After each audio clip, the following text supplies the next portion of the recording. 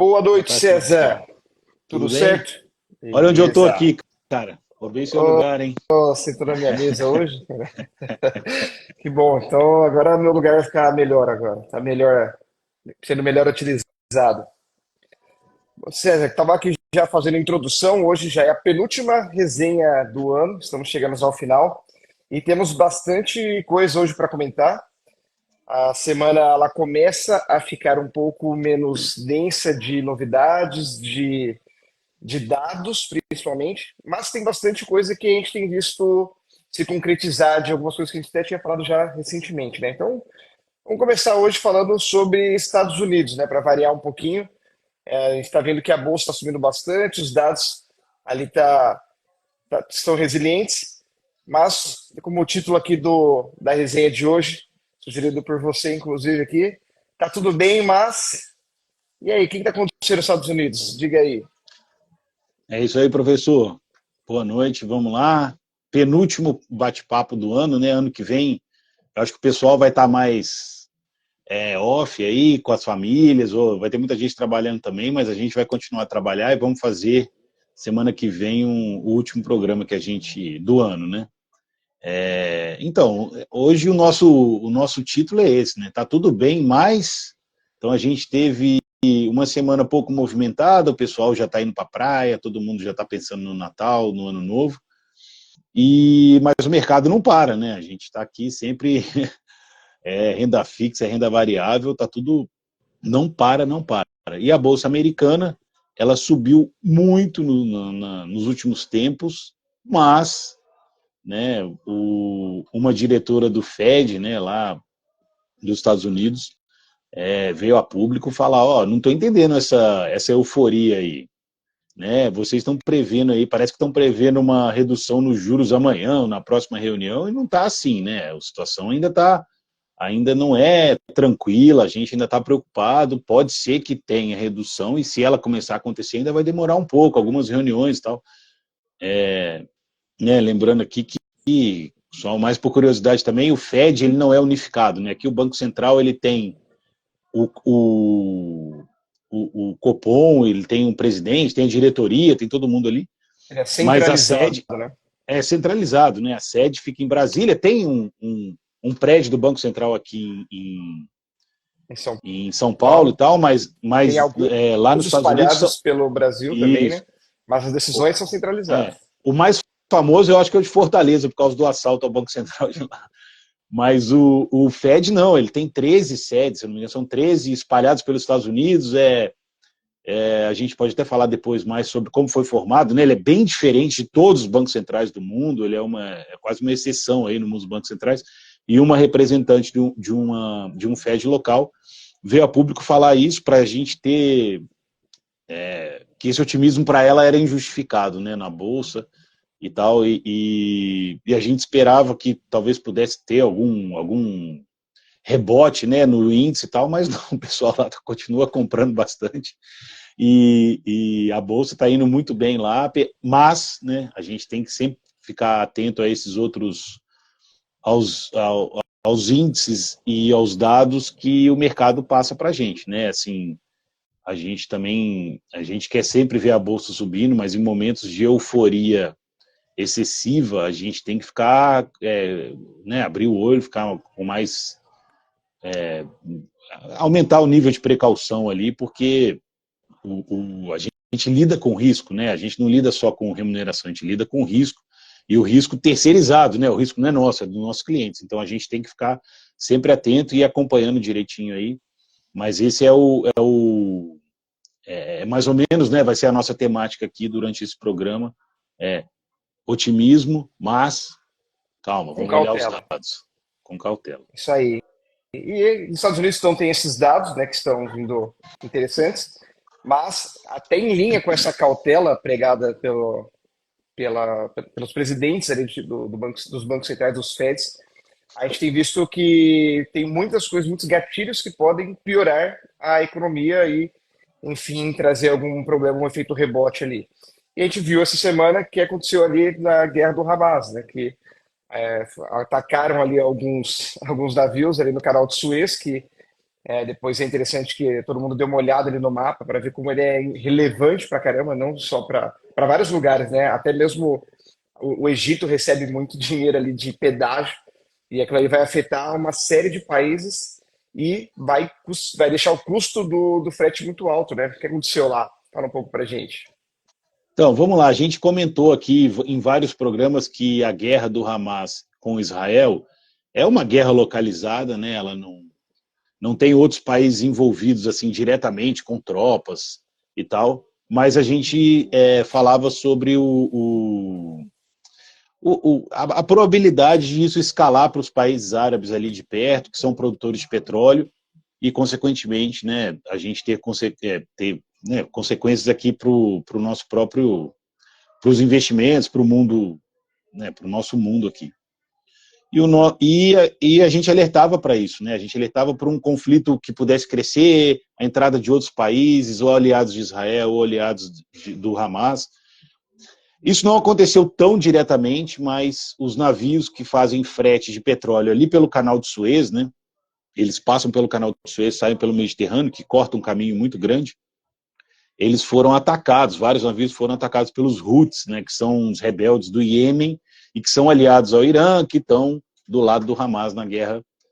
Então, os navios, né? As empresas que fazem o transporte de carga pediram para os seus capitães, lá para os navios, em vez de passar pelo canal de Suez, virem dar a volta no Cabo da Boa Esperança pela África inteira e sair do outro lado.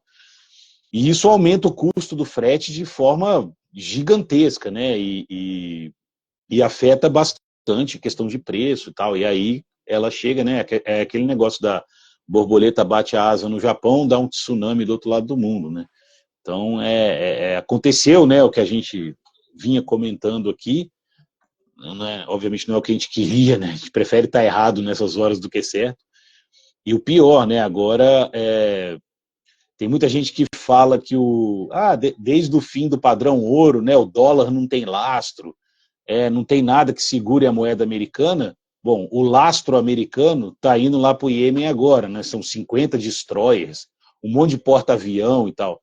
E eles estão indo para lá, eu acho que não para atacar, obviamente, mas para botar para tentar diminuir ali a tensão na região e manter o transporte marítimo por ali, né?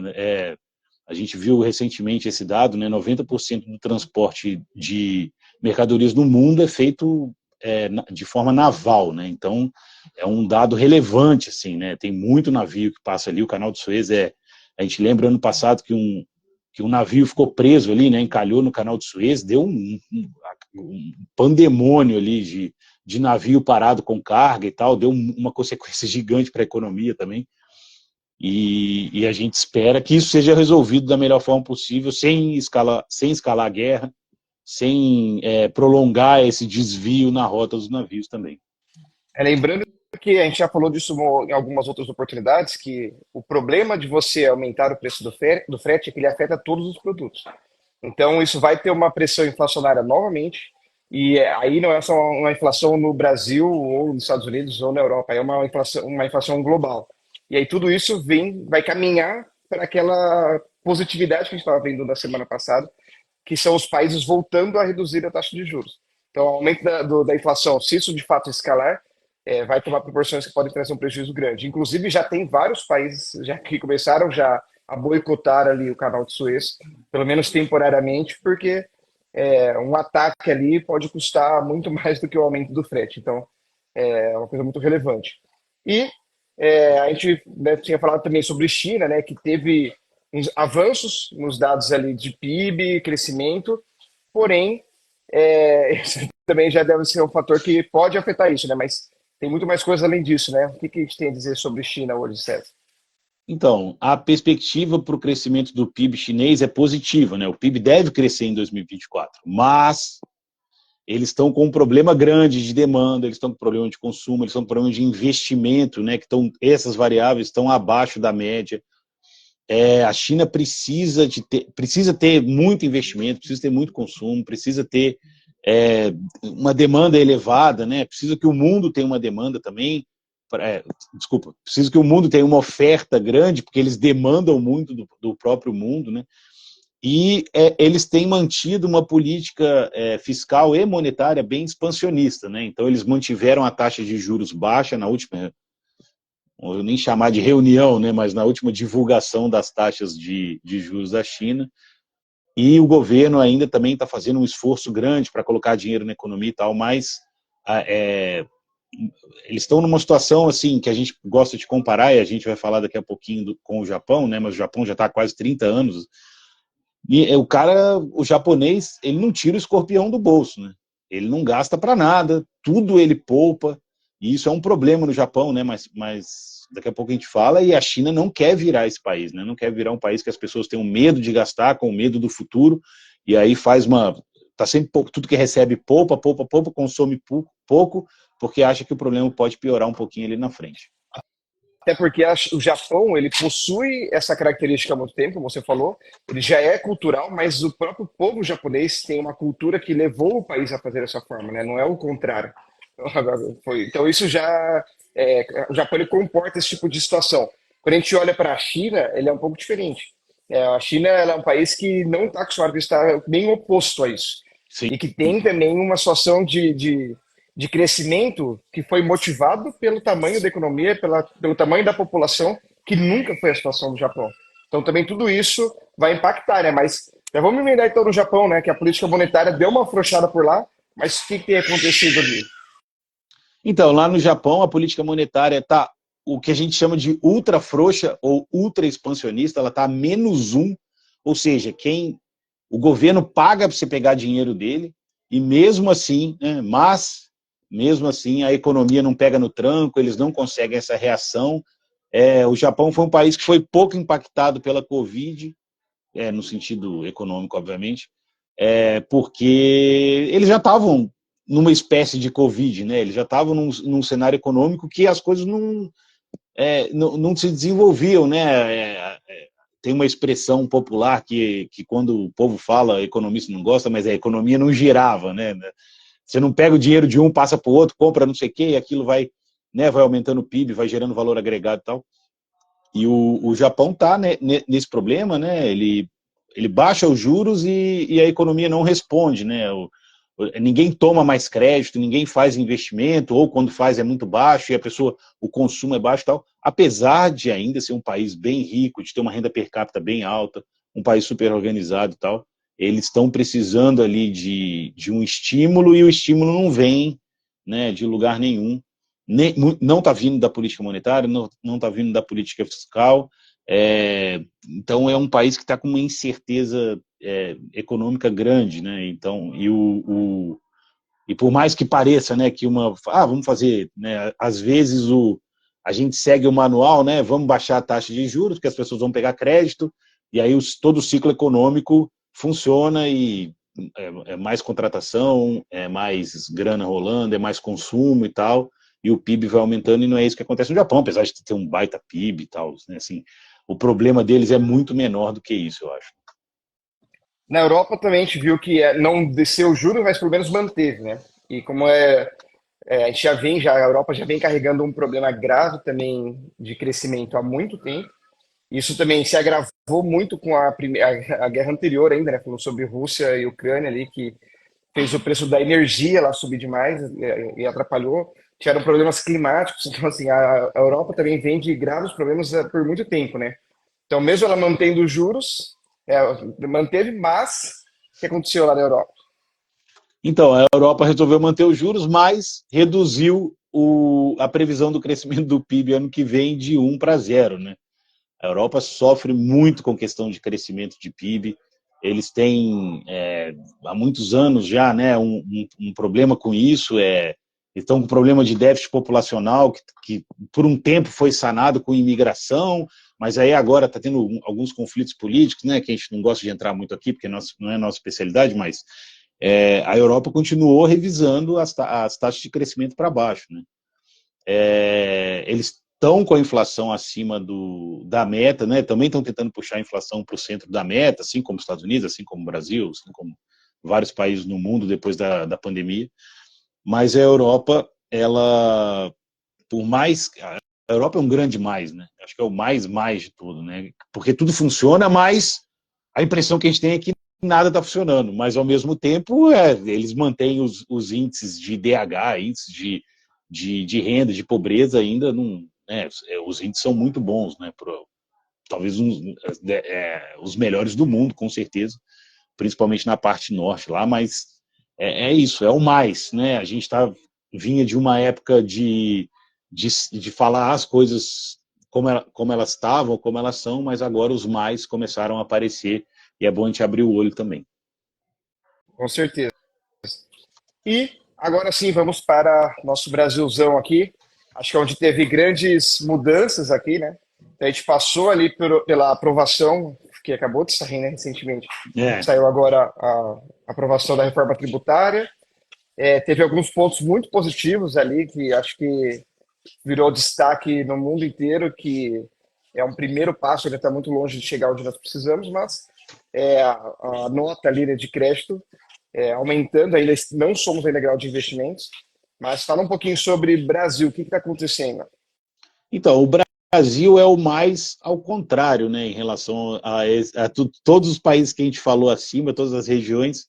A OCDE fez uma previsão do déficit do Brasil de menos 0,5. Mas o Brasil acabou de aprovar uma LDO, né, Lei das Diretrizes Orçamentárias, que prevê um déficit zero para o ano que vem, né, mantendo a palavra do presidente e do ministro da Economia, não, agora o ministro da Fazenda, o Haddad.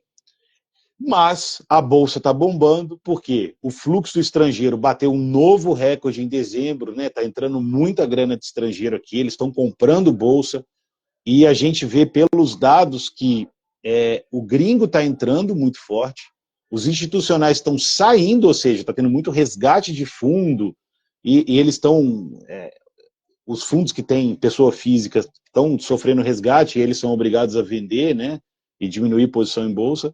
Fundo de pensão está aplicado em outras coisas, porque a participação deles na bolsa está pequena. Inclusive pessoa física ainda está muito baixo, está no nível de 2, 3 meses atrás, né? Sendo que a Bolsa já tem muito tempo, né, que a gente vem falando que ela está barata, vamos olhar para a Bolsa, vamos talvez aumentar um pouquinho ali a parte de risco em Bolsa e fundos imobiliários e tal. E um outro mas, né, o Brasil está cheio de mas. O Brasil passou a ser a nona maior economia do mundo, né? Ultrapassou o Canadá, já vinha há muito tempo crescendo a taxas maiores que o Canadá, e agora, recentemente, ultrapassou o Canadá em termos de PIB, né?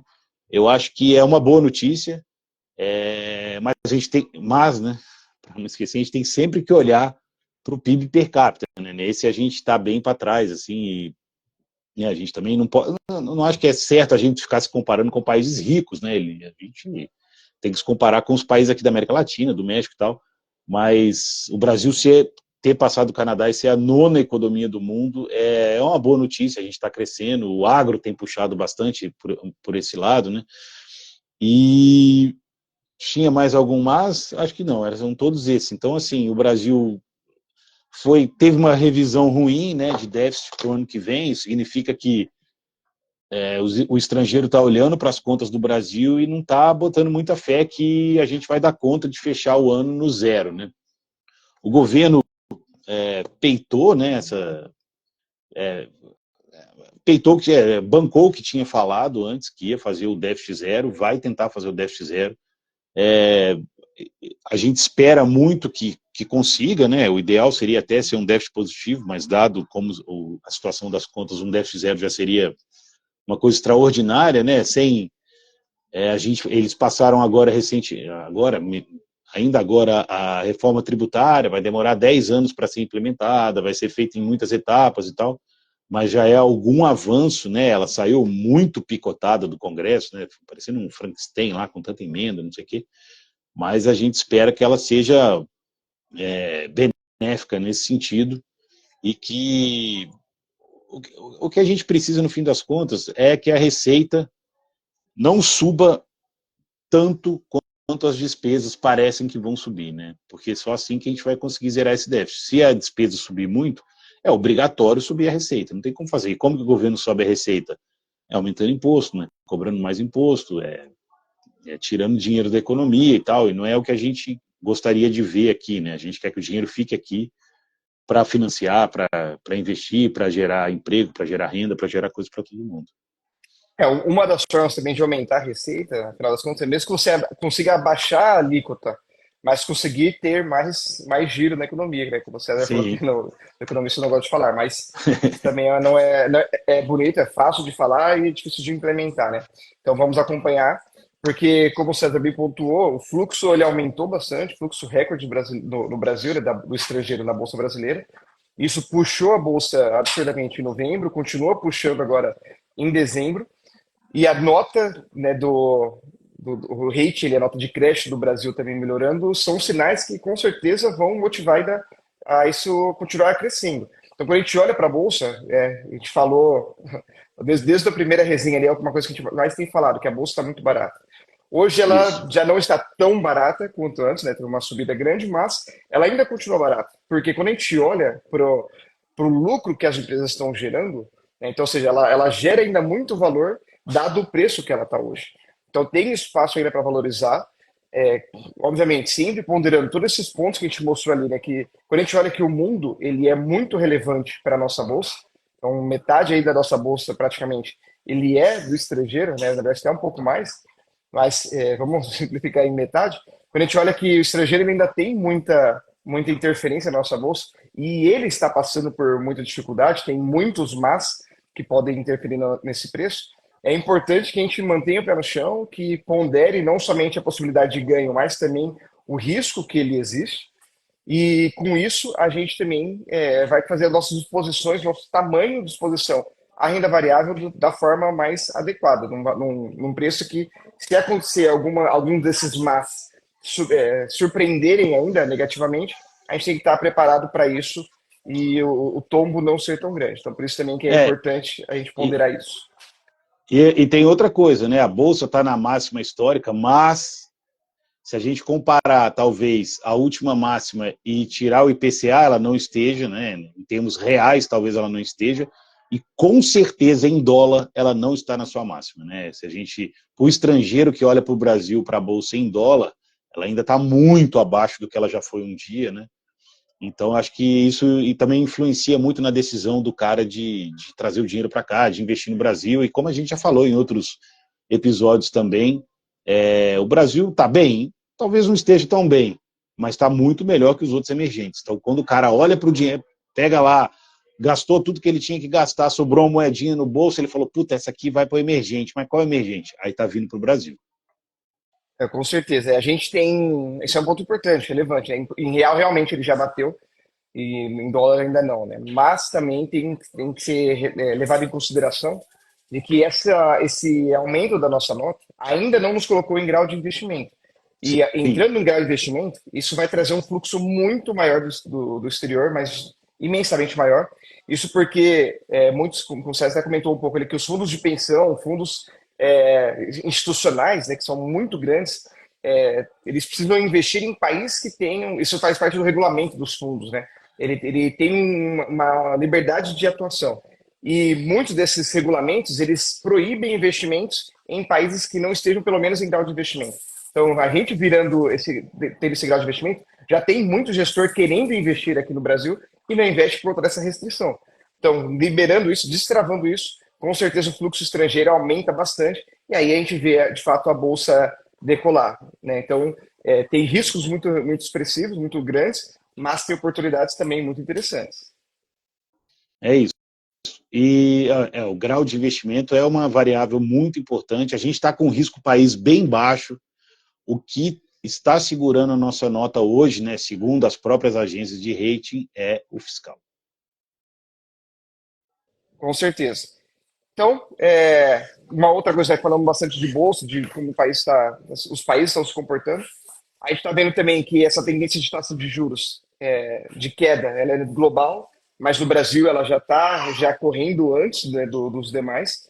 E isso está fazendo também com que os títulos que pagavam ali na média 1% ao mês, a gente estava tendo vários títulos pagando 12%, títulos privados pagando 14% no pré-fixado, já estão caindo. Então estamos talvez ali num último momento desse momento atual.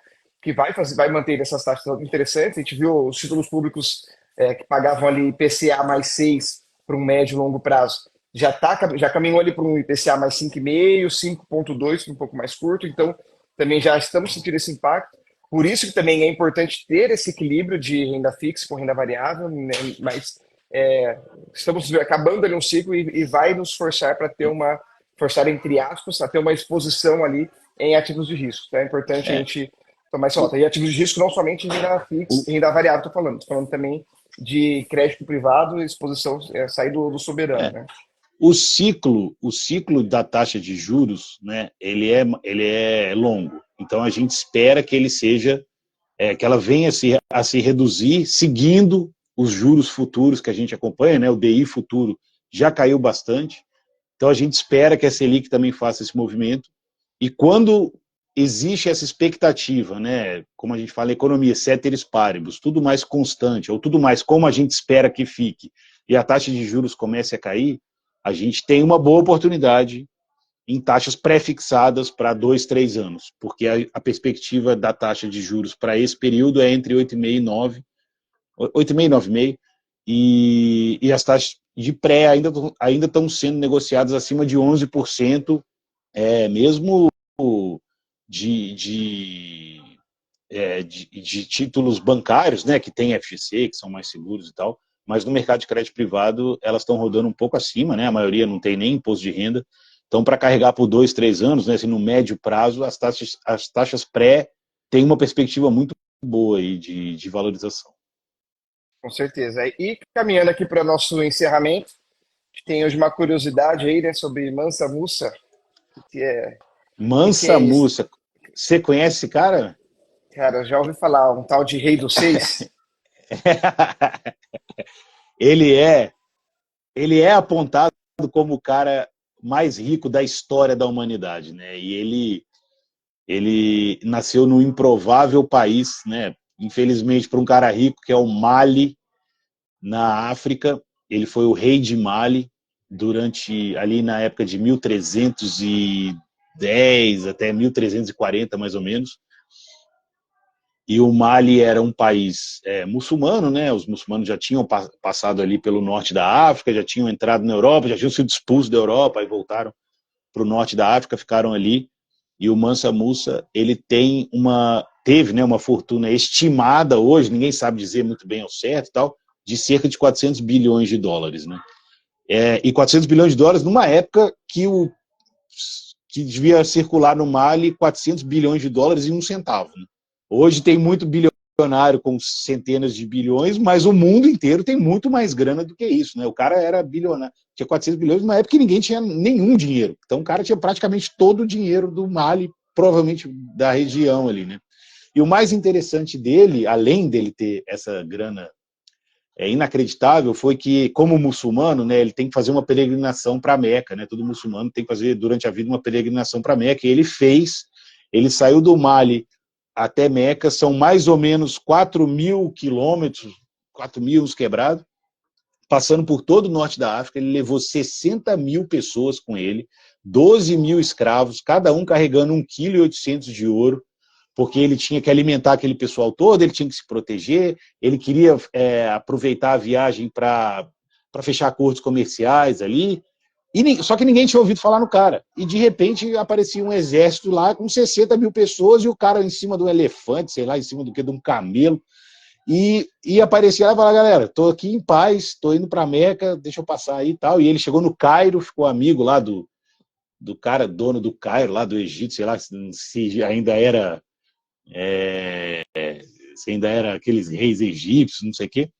Ficou amigo do cara e ele ficou um tempo ali e o pessoal trocou tanto ouro que mexeu na cotação do ouro ali na região do Cairo. E o cara falou: cara, você tá baixando o preço do ouro aqui, cara, tá desvalorizando minha fortuna, some daqui, vai embora para Meca. Aí ele foi para Meca, conseguiu chegar lá, fez, né, todos os devidos processos religiosos que ele tinha que fazer, e na volta ele passou um perrengue, porque ele pegou muito frio, muita gente morreu, eles foram assaltados por bandidos, né? Pô, passou aquele negócio riquíssimo ali na região. Na volta os caras falaram: meu irmão, chama a galera que a gente vai atacar esses caras, né? Eles estão ricos demais.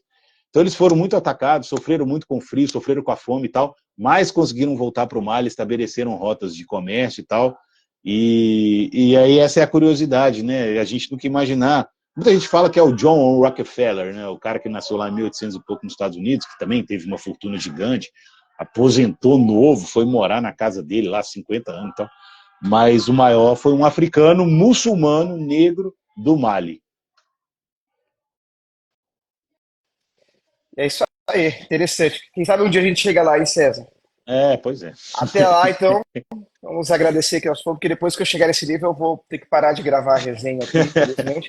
Mas até lá tem resenha para a semana que vem. E Temos aproveitar para ainda. quem comemora aí, Feliz Natal.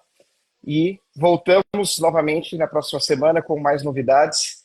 Né? O mercado já está parando aí, mas a gente vai seguindo com o que temos de informação e o que é relevante para você, para o seu bolso. Valeu, César. Um É isso abraço. aí. Feliz Feliz Natal, Natal. pessoal. Semana que vem estamos de volta. Valeu, um abraço. Até mais. Abraço, até mais.